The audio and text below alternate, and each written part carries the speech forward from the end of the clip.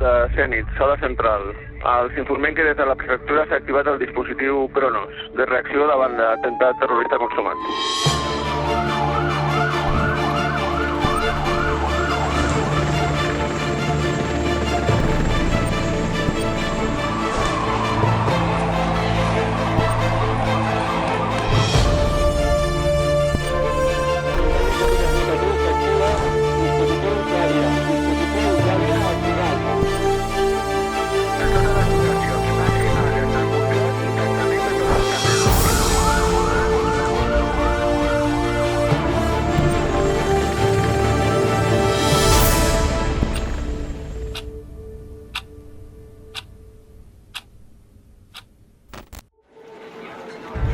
¡Atención! ¡Vehículo pasó por la Rambla! ¡Se están duent a la gent! Un cotxe han vestit a gent al mig de la Rambla. Gent corrent, Rambla baix. Gent ferida al carrer Carme. 080, el Dragó 610, el DIN, ambulància a la Rambla, el DIN, ambulància. Jo vaig escoltar uns crits i ja vaig veure passar la furgoneta que baixava pel troncal de Rambles. A la primera dècima de segon ja estava clar que allò era un atemptat terrorista, no hi havia cap dubte. El primer que vam fer va ser córrer darrere de la furgoneta. Vaig informar per l'emissora, atropellament massiu a Rambles. I quan arribem a la Rambla, una altra dimensió. Apareixes allà enmig del caos, cadàvers al terra, molta sang, et pares allà i dius, vale, està la furgoneta aquí, però clar, què pot passar a partir d'aquí? Pot ser que hi hagi explosius a dintre... I sí que comences a pensar, perquè en un primer moment tu veus víctimes, veus sangs, veus morts, però no ets conscient del que estàs veient. Quan arribes i seus és quan comences a ser conscient de tot el que ha passat.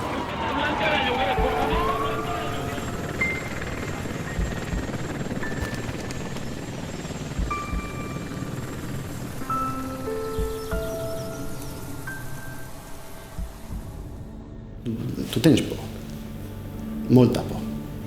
Aquí i no em fa vergonya, però és que aquesta por a vegades et mou i a mi m'movia aquesta por i el sentiment de fer la meva tasca ben feta i sobretot que aquell dia tenia que tornar a casa.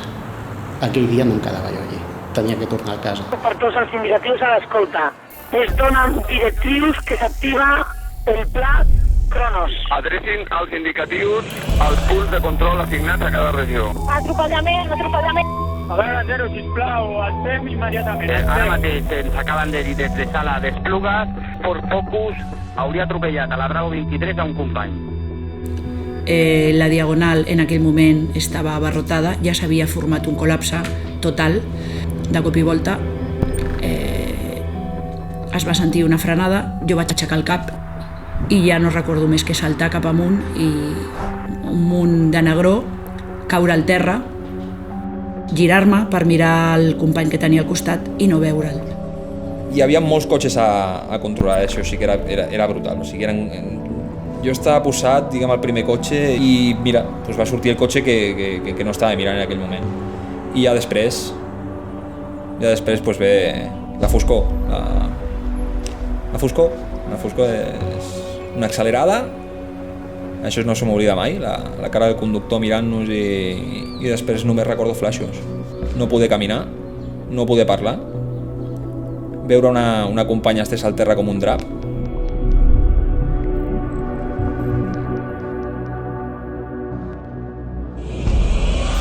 Del 412, atemptat, al port de Cambrils, gent ferida, sisplau. Hi ha hagut tiroteig. Sí, forma, exacte, a on? Sentint a la companya que estava al punt del nàutic, demanant ajuda, demanant, sisplau, que vingués algú, que havien patit un atemptat i que havia una gent ferida. La companya, quan comunica, ho diu d'una manera molt, molt clara. Informa, són paraules que no oblides mai, et queden gravades al cap. Informa de l'atropellament, diu que és atemptat, que han fet ús de les armes de foc. La informació va ser exacta.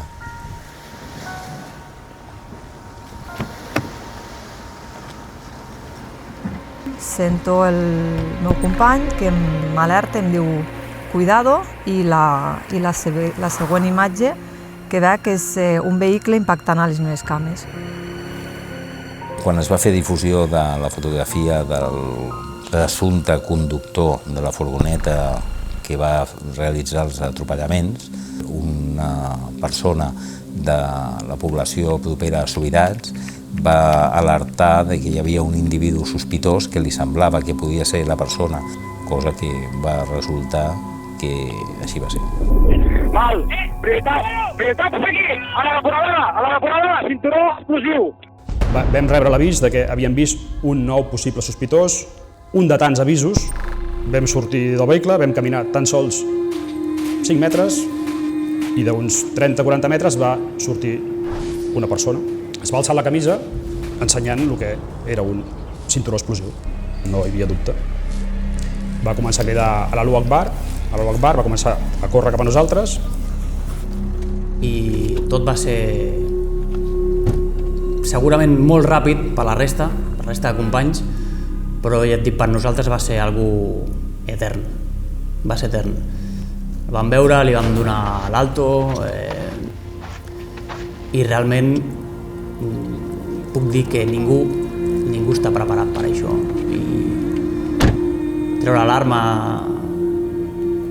i apuntar una persona, o sigui, apuntar aquella persona i veure que aquella persona et fa cas, va per tu, t'ensenya un cinturó d'explosius, ve directe cap a tu i saps que aquella persona no pararà fins que acabi amb la teva vida, no? La teva vida i les vides que puguin vindre després. Els moments de tensió que vam viure i que sol sabem els TEDx, per sort o per desgràcia, quan t'apropes a un artefacte que saps que pot esclatar, aquí som conscients que la primera errada pot ser l'última.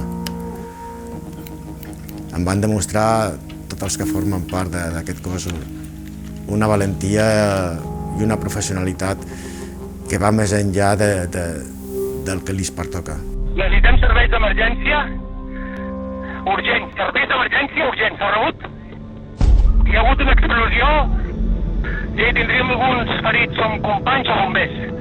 La nit abans havia hagut una explosió de gas, en principi era de gas, ningú sabia massa bé què és el que havia passat. Ens van dir que anéssim allí per a fer el cordó policial i fer el relleu als companys del matí. Va haver-hi una segona explosió en la que ens va afectar a nosaltres.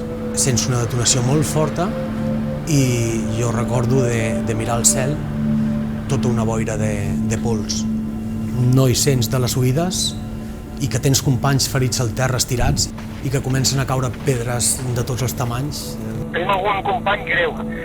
Tindríem uns 1, 2, 3, 4, 5 persones ferides. Jo crec que la gent es va sentir molt implicada, o sigui, molt directament afectada, no? Ens havien atacat d'alguna manera a casa, ens sentíem responsables de donar resposta, ens sentíem amb l'obligació, no? de defensar el que tenim, no? Era una mica, ens ataquen, hosti, som la policia, ens hem de posar tots fins al coll i hem de treure-ho endavant. En aquesta gran crisi, la gestió de la comunicació va ser fruit d'una estratègia prèvia dissenyada per la cap de l'àrea de comunicació, basada en 2 pilars bàsics.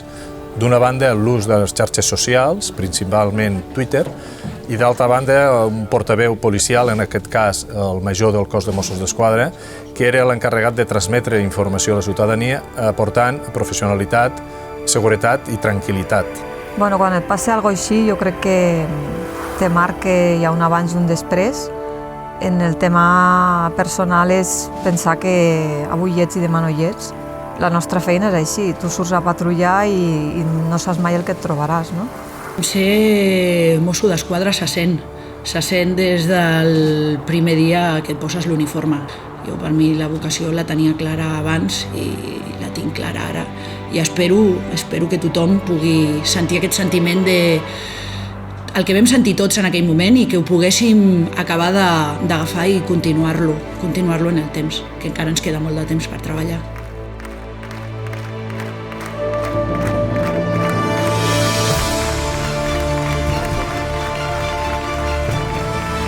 no tenim por, perquè ens sentim protegits pels nostres cossos i forces de seguretat, i confortats, i també orgullosos de la ràpida resposta dels equips